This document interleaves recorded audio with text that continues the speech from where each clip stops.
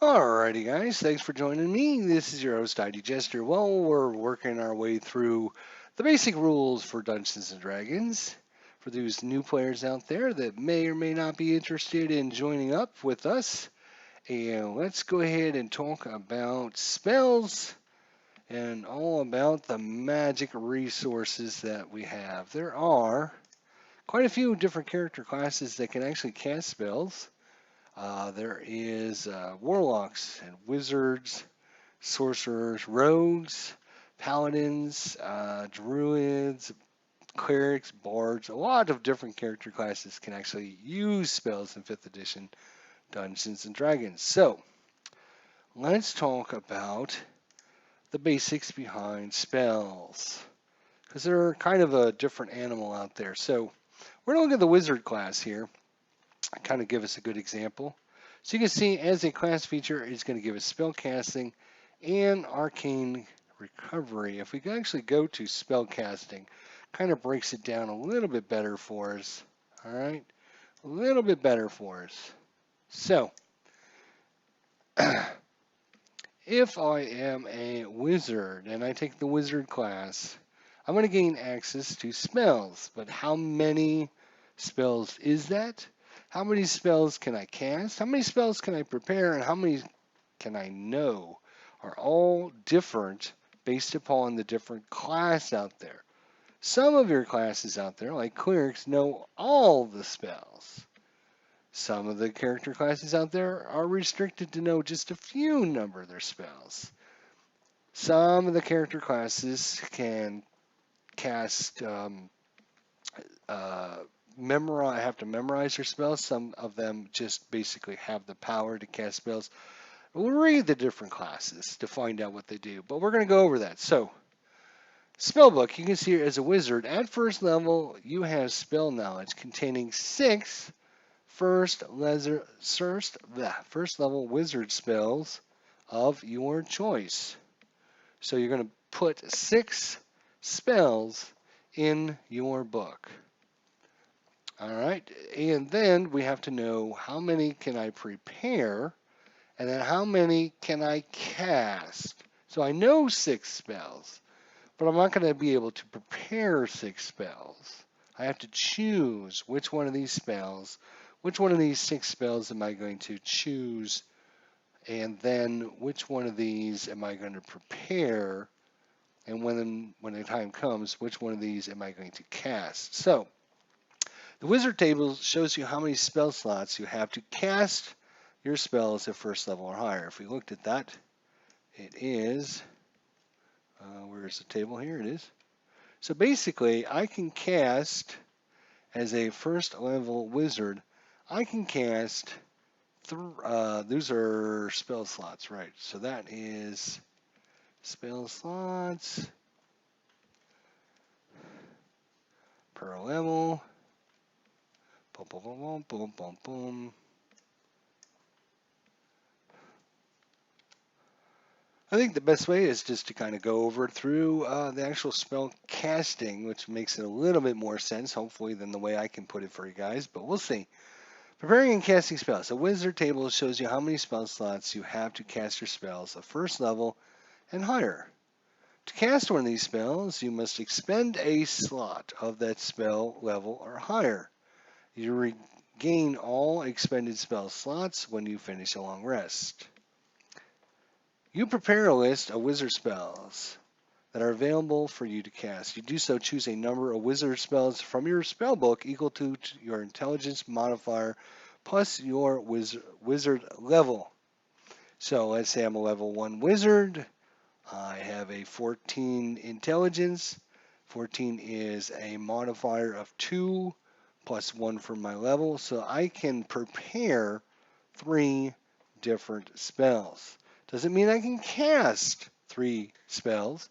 That's going to be all based upon this. I can only cast 2 first level spells, but I can prepare 3. So I can have maybe a damage dealing, maybe a buff, and then maybe an exploration type spell. Or if the situation rises where we're going to be traveling out to the dungeon for a few days, maybe I want to have, prepare all just spells that are going to help me during my travels, as opposed to combat, because hopefully we won't run into combat. So you're going to pick and choose every time you get a long rest. You're going to pick and choose from the spells you have in your spell book. You're going to understand and figure out how many spells I can prepare. So you might be able to prepare 5 or 6 spells. It doesn't mean you can cast 5 or 6 spells. It just means you have those spells available. Then it's based upon how many of the different, when we're second level, we can cast 3 first level spells. When we go to third level, we can cast 4 first level spells and 2 second level spells. That's how many we can actually cast a day. That's not how many we can prepare. There's 2 different things. You prepare the list of wizard spells that are available for you to cast. To do so, choose a number. We just talked about that. For example, if you're a third level wizard, you have 4 first level and 2 second level spell slots. 4 first level and 2 second level. So again, third level wizard, 4 first level and 2 second level slots. With an intelligence of 16, your list of prepared spells can include 6 spells of first or second level in any combination. So you could prepare all 6 of them as first level spells. You can do 3 and 3. You could do 4 first level and 2 second level. You could do 5 first level and 1 second level spell. Or any combination of there. But you can only prepare 6 of them. You prepare the first level spell Magic Missile. You can cast it with a first or second level spell slot. Right. Blah, blah, blah, blah. Okay, so that's the main thing that people tend to not understand is the difference between preparing your spells and casting your spells, because this edition does it a little bit different. It used to be, okay, I'm preparing all of these spells to cast, and then you could cast them when you're ready. In 5th edition, you just prepare you prepare a whole bunch. I was going to say, I don't know what a whole bunch is, but you prepare a few, and then you get to pick and choose which one of these you are going to then cast when you go to cast. So that will be how that is done. All right, so let's actually look at spells now. So difference between preparing spells known, right? So each class is a little bit different, right? If we look at the cleric under spells known, I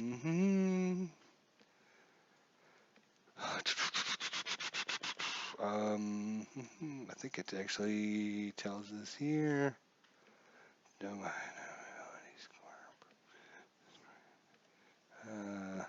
With the clerics, a little bit different because they know all their spells. They still have to prepare a certain number of those. So I can prepare a certain number of those spells, but I know them all. Wizards are a little bit different. They start off with 6, but anytime they find a spell scroll, or a spell written in another spell book, they can spend some resources and time to copy on to use. And, sorcerers are a little bit different. And warlocks are a little bit different. So every class, I'm not going to go into specifics on each and every single class, because that would be like a 16-hour episode, and I don't think everyone wants to do this. So sorcerers just have raw magic, right? They don't have a spell book. They just have a certain amount of magic power every day, and they can just use it to energize their spells that they know. So they don't need to know spells. They automatically know them, and they just have them kind of in their brains, but they're a little more restricted on what they can do because they don't have as big a repertoire as the other classes. So they also use sorcery points, which is a little bit different than regular. So yeah, each one's kind of a little bit different in the way they know things. So you can see for sorcerer, spells known, they can only know 2 spells. That's it. That's all they know is 2 spells. Because they don't have a book to reference. They have to keep these in their essence inside their brain. They got to remember the spell. They have to know it inside and out. So these are, they're kind of more restricted, but these spells are ready to go at a moment's notice because they have them kind of embedded in them. So every class is kind of works spells a little bit different. That's why I wanted to separate it and have its own episode. But just remember, there is spells known. All right, that is how many spells do you know. Whether it's just as a sorcerer, you know them. They're in your brains and they're in your essence, right? Or as a mage, you have to read your spell book. Or as a cleric, you have to read your prayers and your hymns, right? So how many spells do you actually know? How many of them do you know? If a wizard starts off and for whatever reason he has access to, say, a 10th level spell book from his, a dungeon that they came across, he could spend some time and resources to copy all those spells into his spell book. So you can go from knowing just a few spells to like a whole bunch of spells really quickly, based on the situation. Sorcerers are different, so there's advantages and disadvantages. So I'm just talking about the basics behind how spells are handled. Then there is preparing. Certain classes need to prepare. Sorcerers have the advantage where they don't need to prepare because they know their spells inside and out. They're ready to go at a moment's notice. They can just zap them out anytime. They don't need to prepare them. Wizards and clerics and most of the other character classes are a little bit different. They need to prepare a certain number of them. A wizard might know 50 spells, but he can't prepare 50 spells. He can only prepare a certain few number. Maybe 3 or 4, 5, 6 spells maybe is all he can, prepare for the whole day. Those will give him access to those spells to cast throughout the day. And then casting the spell, obviously, cast a spell. When you cast it, you can cast it as you will use up one of your different slots of levels. So as the cleric, if I cast a second level spell, and then I would only be able to cast one more that whole day because I've used up one of my 2 second level spells. If I then cast a first level spell, I will still have access to 1 second level spell, but now only 3 first level spells. So this would be how many you can cast throughout until you take a long rest, which is 8 hours of sitting down and resting and recuperating and re-energizing yourself and relearning your information and all that. So again, each character class does it a little bit different, but they all know a certain amount of spells, and they all prepare a certain number of spells, unlike the sorcerer, again, who doesn't have to prepare anything. They're ready to go, and then casting this spell. So let's actually look at spells now and get an idea of what is incorporated in the spell.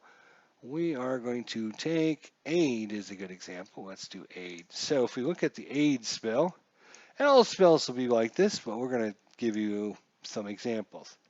So it'll tell you what level of spell it is. So to cast Aid, it requires a 2nd level spell slot. So you will have to use that. Okay? Now we talked about this last episode, casting time. Some spells are instantaneous. Some take a bonus action. Some take a full action. Some take an hour. Some take 8 hours. Some take a long time to cast, so you have to know how long is it going to take for me to cast a spell. In this case, you can cast it as an action. Then it'll tell you what kind of spell it is. So if we do, let's see, Alter Self will be a good example. All right, so we'll get a couple different spells out here for you guys to see. So the range, it'll tell you what the range of the spell is. In this case, it's a range of 30 feet. In this Alter Self, it is self. Some of them will also be like touch, so animate dead. No, that's got a range of 10 feet. Let's do...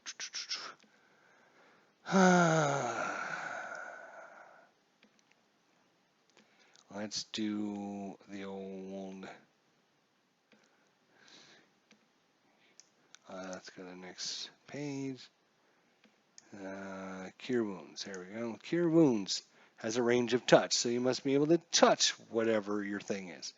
So you're going to have either a range, a self, or touch, or something like that. So that'll tell you where and how you're going to be able to use this spell.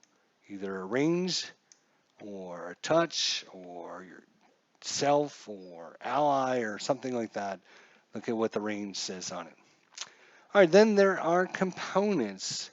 Components just doesn't necessarily mean that you have to have bat wings and eye of giblets and all that other stuff. But it does tell you what you have to be able to do to be able to cast the spell. So V stands for verbal. Verbal means you must be able to speak, you must be able to say the magical incantations, you must be able to be heard, you must be able to speak. All right, so if you're in an area, another mage out there, the enemy sorcerer, has cast a silence spell on you. Guess what? You can't cast any verbal spells because you can no longer use the verbal component. All right. S stands for somatic, which means you must be able to gesture, you must be able to move, you must be able to, you must have at least one hand free that's not holding anything. So you can't have a shield in one hand, a sword in another hand, and be able to manipulate the magic essence into the proper form to create this spell. So you must, if you're paralyzed, you can't cast a spell. If you are held in position where you're unable to move your arms, you can't cast a spell. So S is being able to manipulate. You could have one hand, you could hold a staff in your one hand, and in your other hand you could gesture with your abilities and be able to do that. But if you're holding on to a rope on the side of a cliff and you go to cast a spell, you're going to have to let go with one hand, and so you might be required to make a strength check with disadvantage because you only got one hand on the rope anymore. So you must be able to gesture to be able to cast the spell. And then it gives you the duration, whether it's instantaneous, like Cure Wounds is instantaneous, and then Alter Self tells you it's up to 1 hour, and our aid spell over here lasts up to 8 hours. So every spell will be a little bit different, how long it's going to last, right? And the important thing to remember is concentration. Concentration means you need to be able to concentrate to keep this spell active. If you take damage, either through combat or falling off the edge of a cliff down to the ground below or whatever, you might lose your concentration. If you lose your concentration, you lose the spell. And you can only concentrate on one spell at a time. So you can see if I cast this spell, concentration, I can cast another spell my next turn, right? Cure Wounds, as it doesn't require concentration. If I cast another spell that has concentration, the first spell goes away and only can concentrate on the second spell. Again, if you take any damage or another situation arises, an earthquake happens, and you need to concentrate, your DM might ask for a concentration check to be able to keep this spell going. So once it's cast, which takes an action in this case, self, verbal, and somatic, concentration up to an hour. And as long as you're not taking damage for that hour, you will be able to concentrate enough to keep the spell active. Unless, of course, you cast another concentration spell. All right, we looked at this earlier, so that's the kind of the outline. You just have to know, what your spells. Dancing Lights, one action, 120 feet range. So if I use this, right, and I'm adjacent to an enemy, I'm going to do it with disadvantage. Because I'm adjacent to an enemy, right, and I'm using a ranged attack. So this says verbal, semantic, and material. So there is a little bit of materials that you need to be able to produce to create this spell. You talk with your DM if he's just going to, assume you have some components, or if you need to go, each DM does it a little bit differently. If you need to go out and find this components to be able to cast these spells, work with your DM and find out how they handle it. Again, this is another concentration. As long as I'm concentrating on this spell, it will stay afloat until I lose concentration or I cast another concentration spell. I can cast another spell, no problem. But if I cast another concentration spell, it'll cancel this spell. Or if I take damage and fail my saving throw or whatever the situation is, I could lose it ahead of time. Otherwise, it'll last for 6 rounds or 1 minute. No, I'm sorry, 10 rounds or 1 minute. All right, and then, obviously read the little text about the spell and what it does and blah, blah, blah. If we look at let's see, let's find a good example here.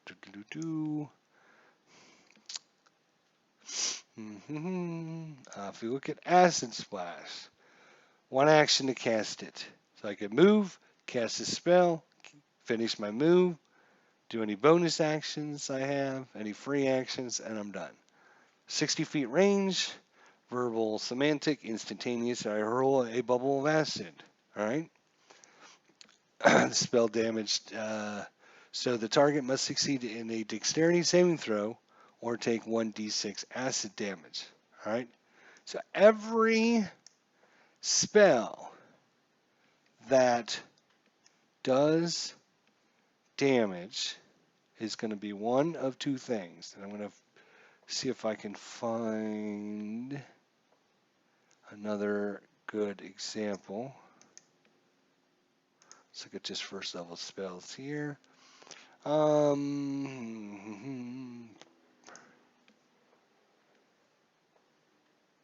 right, I'll leave that one out. That's fine. That's gonna. Let's go with Chromatic Orb. All right, here we go. Here's your two examples for you. Chromatic Orb and Acid Splash. They two. They're going to show us our two examples rather well. So, whenever you are doing anything that's going to cause damage or alter the enemy or alter an unwilling target or something, one of two things is going to happen. Either you are going to roll and make an attack against them. So in Chromatic Orb, you can see you will make a ranged spell attack against the target. All right. So this spell will have you make a ranged spell attack against the target. If the attack hits, the creature is going to take damage, blah, blah, blah.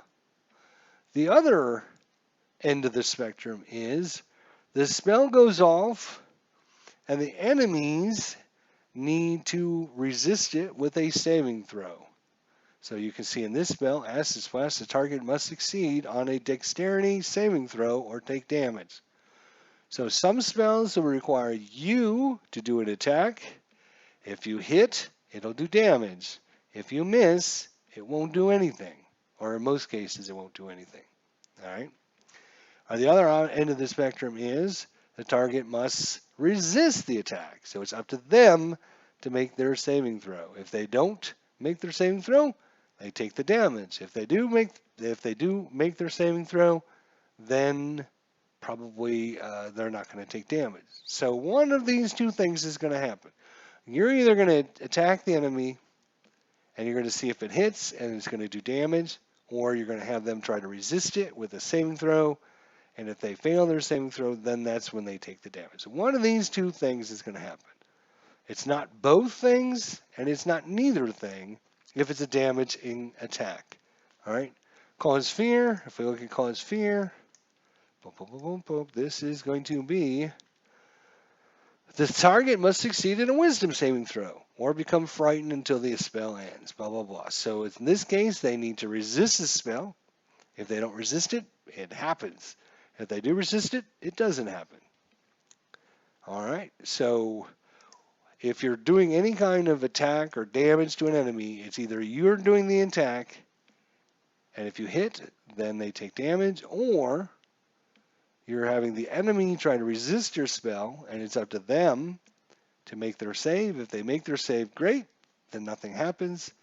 If they don't make their saving throw, then they're going to end up taking, the damage, or, in this case, cause fear makes them run away, or whatever the situation is. If you look at Chaos Bolt, right? Make a ranged spell attack. So Chaos Bolt is going to have you make the attack against them. If you hit them, they take damage. If you miss, then they don't take damage. So every one of the attack / spells that are going to cause problems to the enemy are either going to be an attack by you, or the enemy is going to have to make their saving throw. One or the other. This confuses a lot of people. You can set your character up to be 100% where you do all the attacks if you choose all the right spells, right? If you don't choose Acid Splash, you just choose Chromatic Orb and use Chaos Bolt. This is all up to you. If these are your spells, Chaos Bolt and Chromatic Orb, you are making the attack every time. And if you hit, then they take damage. If you don't hit, then you don't take damage. You could set up the opposite, where you are making the enemies always having to make saving throws, right? So Acid Splash, Burning Hands, right? These are both spells that the enemy must make their saving throw from. So it's not up to you, it's up to the enemies to make their resist their attack.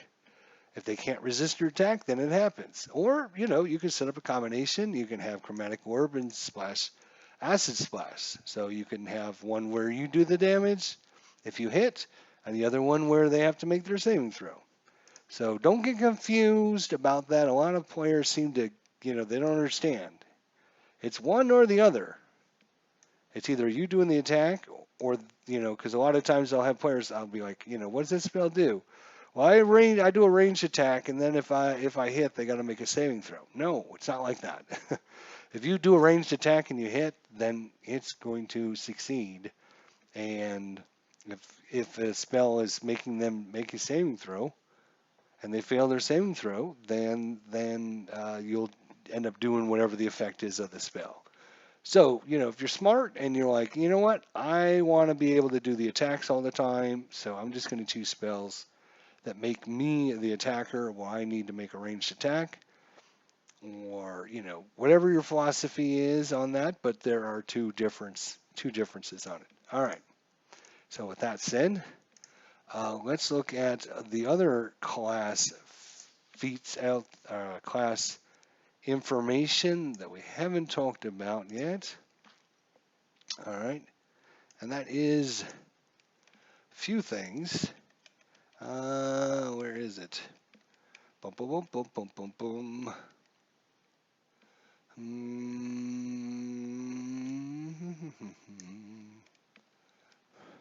Right, cantrips.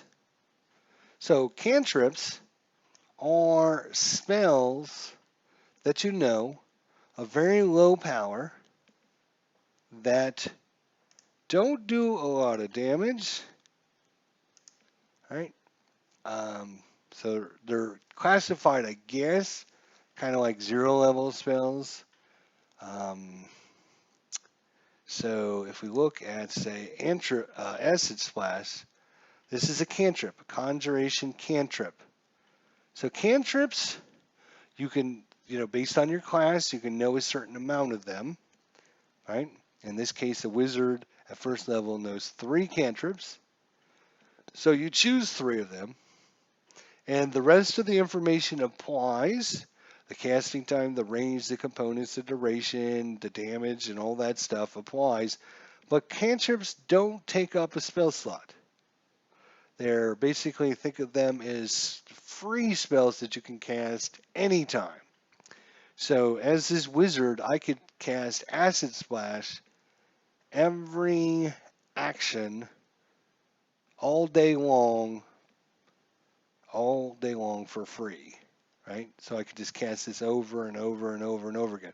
And even when I run out of first level spells, if I run out of 2 first level spells that are gone, right, I can still use Acid Splash for free.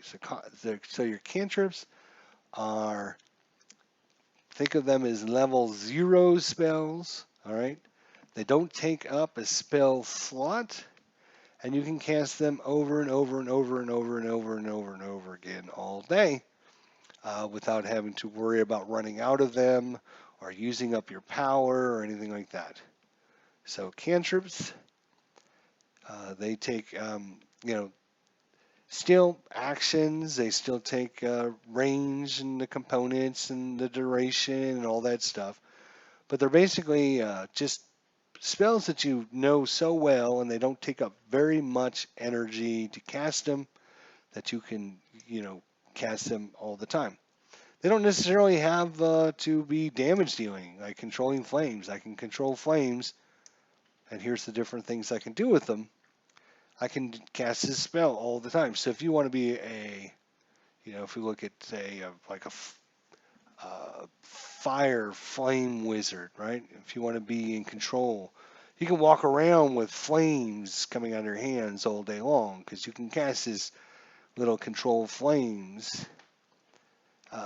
You can, adjust non-magical fires. You can, extinguish flames. You can half or double the area of bright light and dim light cast around the flames, blah, blah, blah. I'm just giving you different examples. So I can cast this all day long. It doesn't take up a spell slot. I don't need to learn it. I don't need to memorize it. It's just there ready to go for me all the time.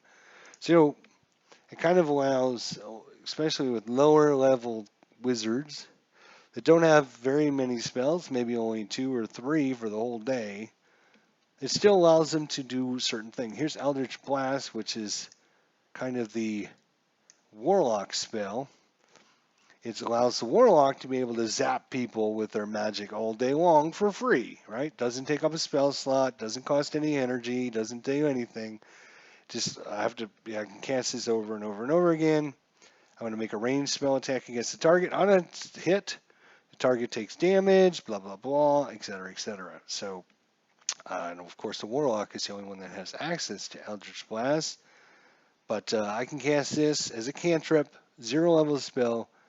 Doesn't cost a spell slot, doesn't take any memorization, doesn't take anything. They're basically free spells that you can cast. So they're very, very powerful for especially the lower level wizards that need to get extra things done and not use up one of their precious, precious spell slots.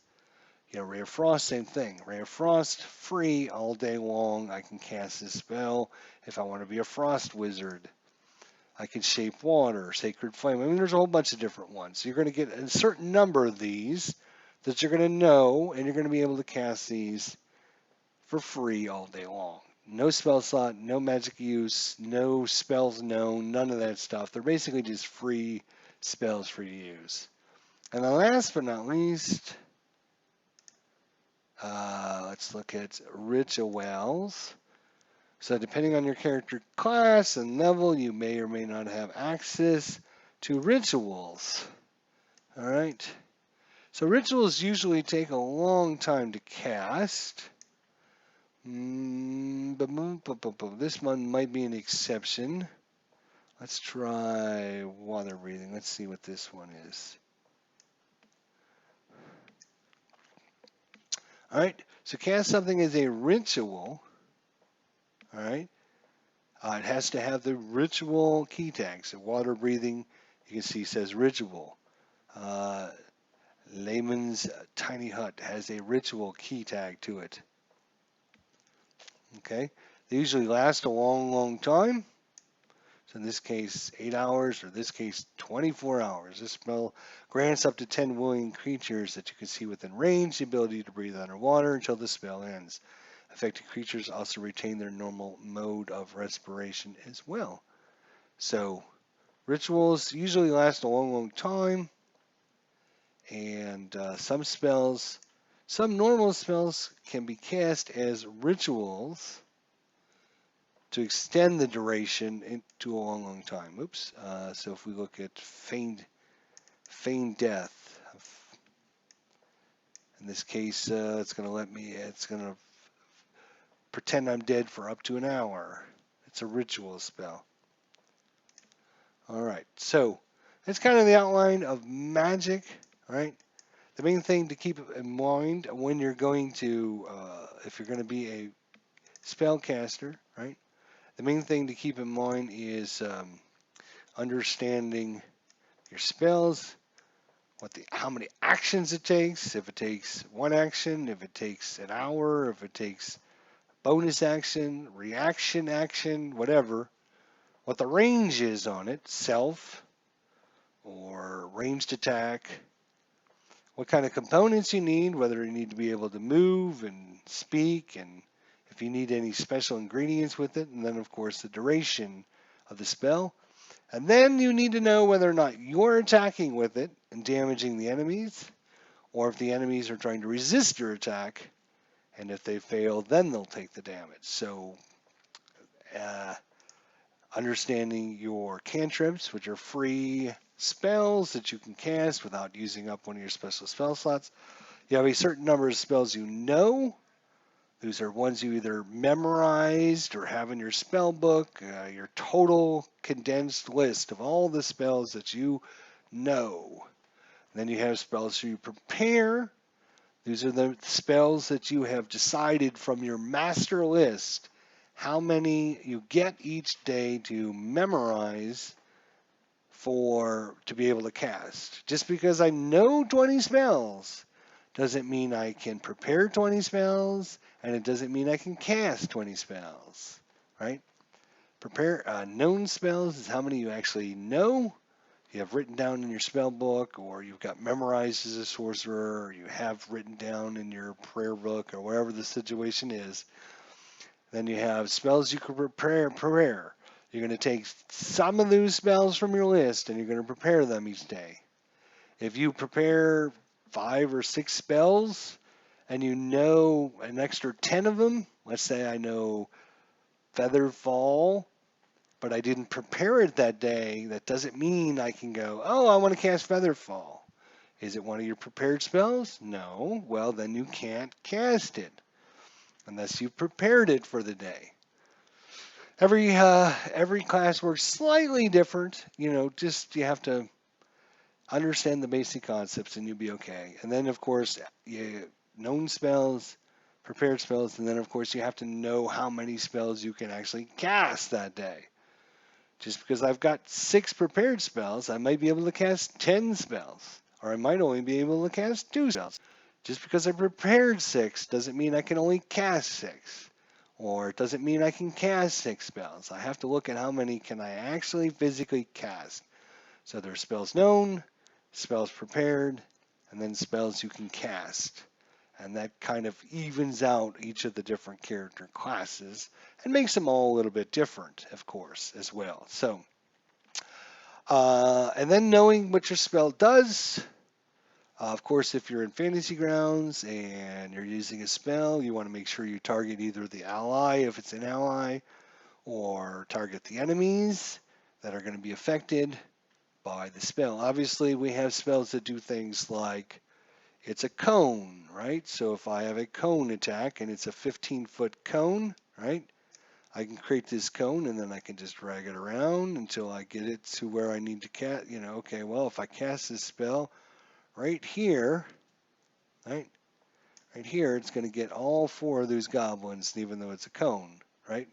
Now, I might need to be standing in this maze so I can cast that cone, but, that's a different story. So you have cones, right? You have circles, cones, squares. If it's a 15-foot square, right?